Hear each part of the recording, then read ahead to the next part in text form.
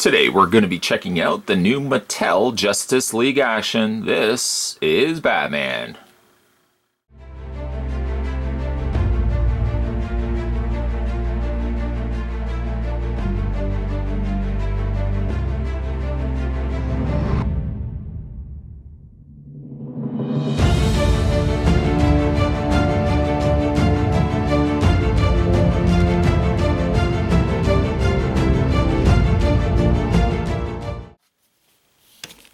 I actually forgot to do this for the Superman. If you're wondering how tall these figures are, they're about 4.5 inches tall. It's a strange size, but surprisingly, I actually think the size is a good, comfortable size for a kid, or even like for myself, a collector. They're a little bit taller than a Justice League Unlimited figure, and of course, one of the benefits of the new action figures is that, well, you can get a little bit more action out of them because you can get a little bit more posing going for the figures themselves.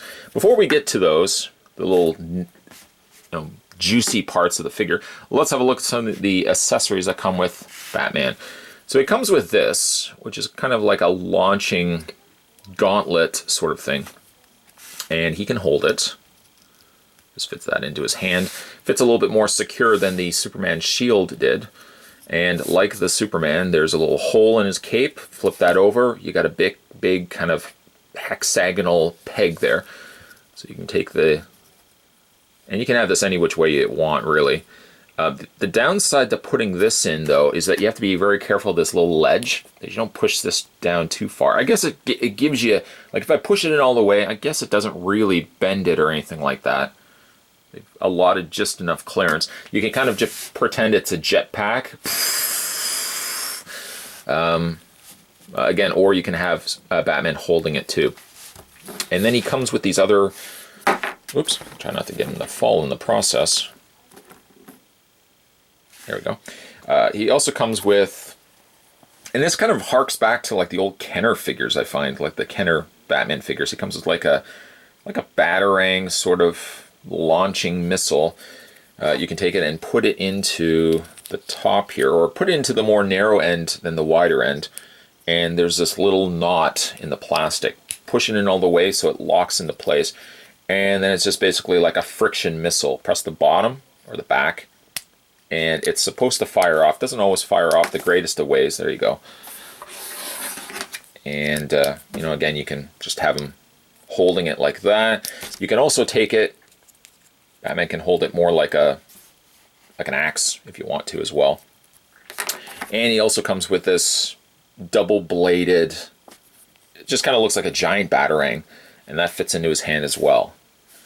Now, what you can also do, too, is this little ledge right here. You can take this piece, and depending on which way you want to have it, let's put it this way, that just locks and holds that into place. And then you can go ahead and take the Batarang and fit that like that. And you've got this kind of pretty cool looking weapon, a melee weapon for Batman to hold. Or what you can also do too is with everything plugged into place, then that can also plug into Batman's back. Kind of giving him, it kind of looks like a pair of wings, like Batman also now has like that bat glider sort of thing going on. It's not bad actually, it's pretty cool. And then what you can also do too, let's reach off camera to the Superman that we looked at. Again, with these accessories, you can mix and match them. So for example, you could take basically all the stuff we just put together, and then you can take Superman's shield, and it's a little harder, but you can kind of clip everything together. I don't know how that would, I guess you could kind of have Superman holding it. It would make things even heavier for him to actually hold it.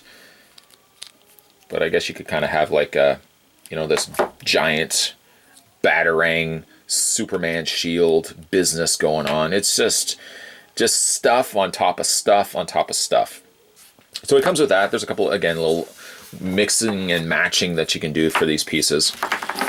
Just as a comparison, put Batman right there. Come on, stand. And we'll put him next to Superman. And there's the two figures that we've looked at so far. Still want to get my hands on the Wonder Woman. Still like to get my hands on Joker. But there are the two figures so far that I was able to find. And surprisingly, the only place I can actually find these is Toys R Us. Walmart doesn't have them. Some of the other toy stores I've gone to doesn't stock them either. It seems to be like only Toys R Us so far, and of very limited quantities. Again, going back to my point though, they're good size. They're not too big. Like I don't, and I'm a guy in my 30s, but I don't like the super tall, big figs sort of thing. I certainly don't like the little cheap little figures. I think this is a good size. Mattel should have, if anything, scratched that small size right off the bat and just given us these sized figures instead.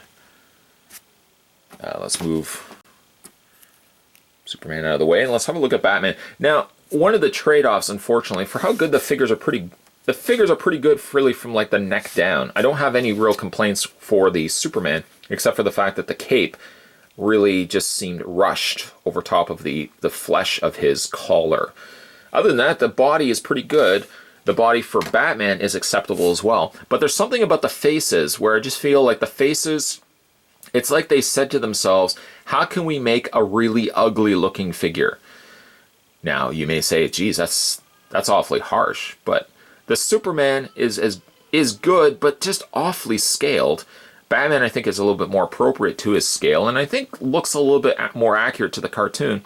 But he's not the most nicest of Batman sculpts. The face is a little on the ugly side. He's got a very long mouth, though. You can see it stretches from one side to the other, and a very pointed chin. Does look very much like the cartoon, but he doesn't really have any of the little blue accents and stuff like that. He's basically gray and black, which works. I think a little bit of extra punch of blue, maybe like an interior of the cape could have been blue or something like that, just to kind of break that up. The sculpting of the utility belt is pretty good. I like the simplicity of that. And the gloves, nicely done. Again, the only thing I really am questioning is the face. The face could have been a little bit better. Sculpting of the boots, they didn't just paint it in. They didn't just phone it in, guys.